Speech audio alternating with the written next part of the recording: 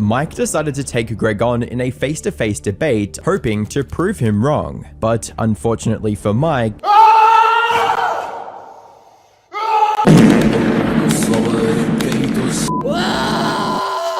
Enrique! Bro, you did a set of leg curls. Like, why are you screaming like you're being molested by Santa Claus? What is going on right now? Like, what is happening? Mike decided to take Greg on in a face-to-face debate, hoping to prove him wrong. But unfortunately for Mike, this backfired big time. And so I agreed to take on this debate, this challenge on Omar Usuf's channel. Not sure if he was neutral, but whatever. Hey, I'm hungover in Cuba or Dominican Republic, I forget where. And I take on Mike in a debate. Mike says, how many sets? I said, well, as Charles Poliquin said, you know, once you lose 10% of your strength, then you've done enough. And so what does that mean? Well, let's say you're doing 300 pounds for 10 reps on the bench press, and now you can only do 270 pounds for 10 reps on the bench press. That's a 10% drop in strength. 10% of 300 is 30. 300 minus 30 is 270. Once you have lost 10% of your strength, it's enough. Mike, he acts as if he's never heard of this. No way does that happen now. At the time, I couldn't remember Charles Poliquin's name. You all know me. You know I have a horrendous memory for people's names. I can't quote all the studies. Et al. Said this, et al. Said that. I don't do that. I know what I learned. Remember, I have a master's in kinesiology, not a PhD. I didn't write a beautiful, harmonious PhD the way that Mike Israetel did. But I have, in fact, read the literature, and I've coached thousands of athletes, and which one of us has the pro card? Greg left his ego at the door for this one. Mike didn't. What none of the viewers knew at the time was that this was nothing more than a teaser for Mike's I'm right about everything attitude. And so Mike, he wrote a comment, and it's since been deleted on Reddit. I believe it was something along the lines of, I just wanted to go there and embarrass him, to take him out. Because why? Well, he challenged the great Mr. Mike. And so because I disagreed with him, because I didn't agree with him suggesting that you should train with 3 reps in reserve, that you should train harder than last time, that you should really push yourself to make gains, well, he didn't like that, and so he wanted to attack me in that interview. I simply went to debate. Hey, this is what I think. This is what I believe. And I think it can help the world. Mike, nope, 3 reps in reserve. Enrique! And so you're going to tell a bunch of people who are already likely going 5 reps in reserve, 6, 7 reps in reserve, that they should go easier. Most people think they're training harder than they actually are. When you actually count how hard they're training, most people are training far easier than they should be. And so for 95% of the world, they should listen to my advice. Train harder than last time. What is complicated about that? Whatever you did, just go harder. I don't care what it is. Is it lifting weights, cardio, studying, relationships? Go harder. Put in more work. Study better. Study harder. How hard? Harder than you were. Can you do better today than you did yesterday and better tomorrow than you did today? This is what it's all about. This is what I've been doing for decades. Anxiety, like you would not believe.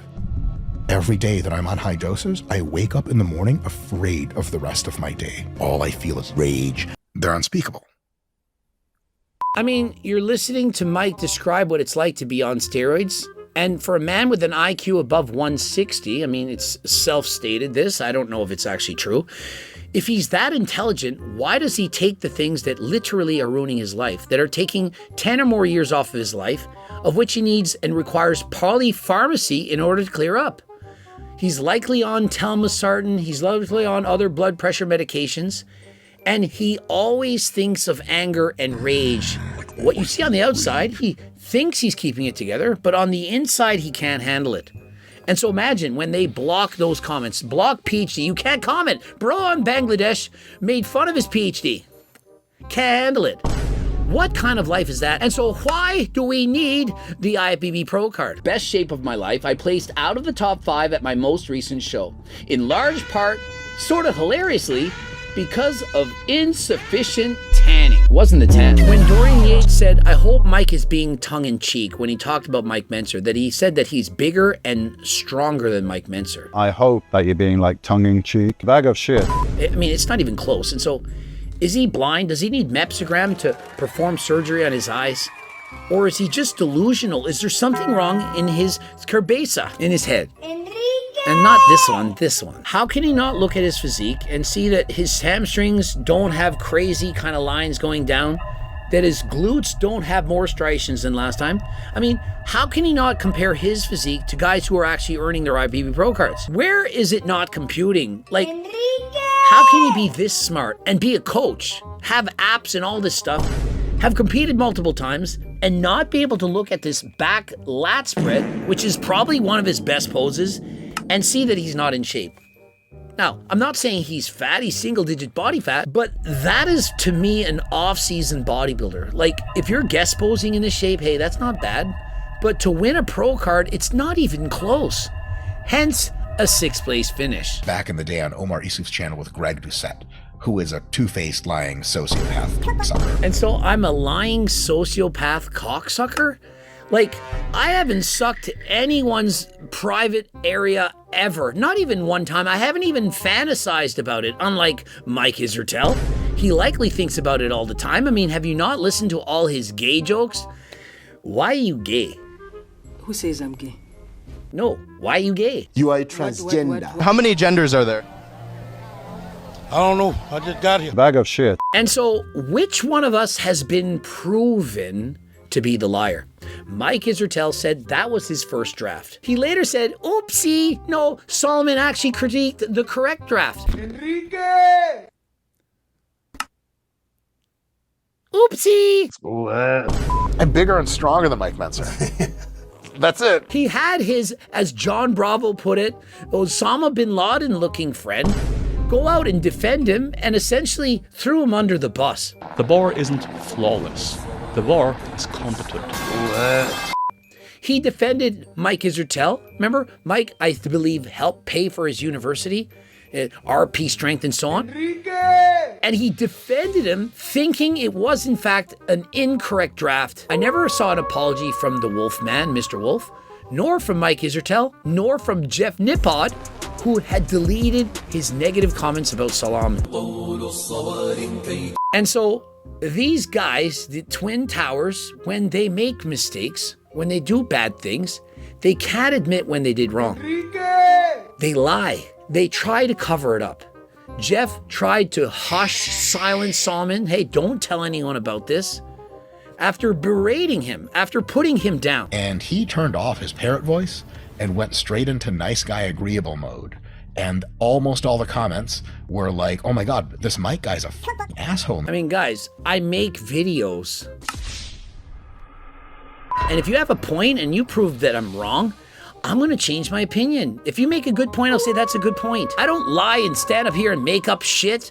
You can think that I do, pretend that I do, wish that I did. Like when I do natty or nots on people, you might think, no, he's making it up, he's lying to cover for this one, or he's making it up that one's a fake natty on purpose because he doesn't like him. No, I just tell you what I think. I always do that. I'm open, honest, and transparent.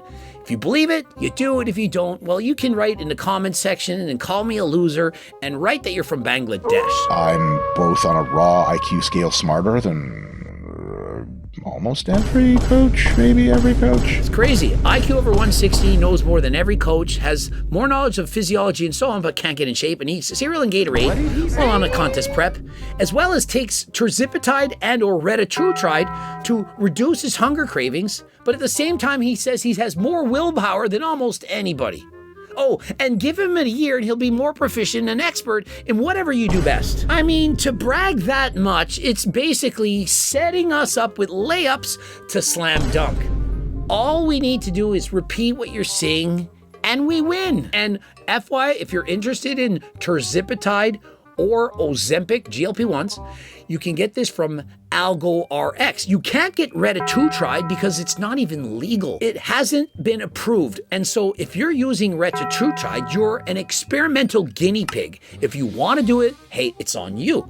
I'm just presenting the information. Retatrutide is the strongest of the three, but trust me, if you can't lose weight on the other two, there's something wrong with you. You probably have some fake shit because trust me, this shit reduces your appetite like no other.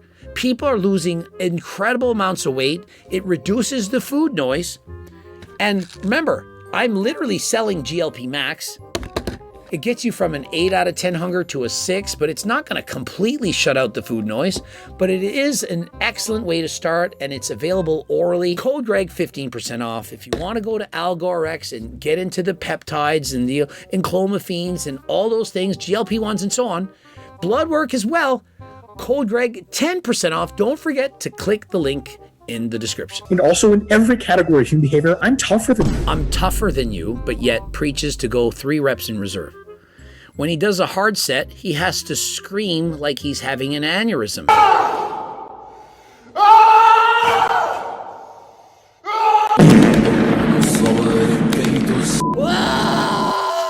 Enrique! Bro, you did a set of leg curls. Like, why are you screaming like you're being molested by Santa Claus?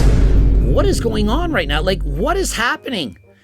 Does that really look like a guy who trains all out, who can just handle torture more than anyone?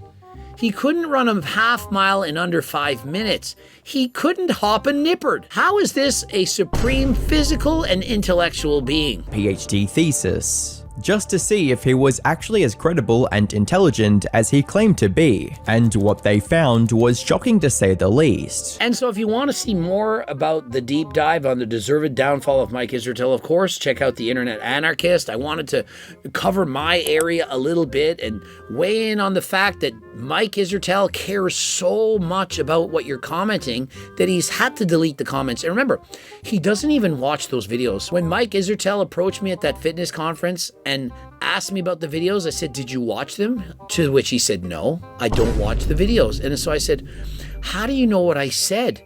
You're reading a few comments thinking you know what I'm saying?" I mean, bro didn't even know what a blue lobster was. Why is there a blue lobster? He asked me that.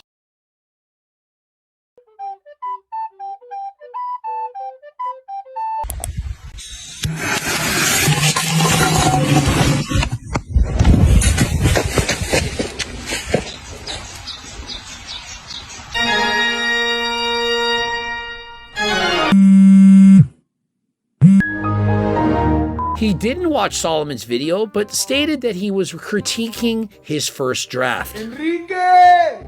And so, there you have it. The deserved downfall of Mike Israetel. Subscribe, click the bell button, comment to boost the algorithm, like the video, watch those 2 bloops. Interested in coaching, click the link in the description. Remember, HDLT is going to the moon. We're looking for more ambassadors as well as sponsored athletes. And so if you're interested in working with HDLT, you want to promote the brand, you're looking for the supplements and all the different things, click the link in the description and apply right now. And until next time, I am out.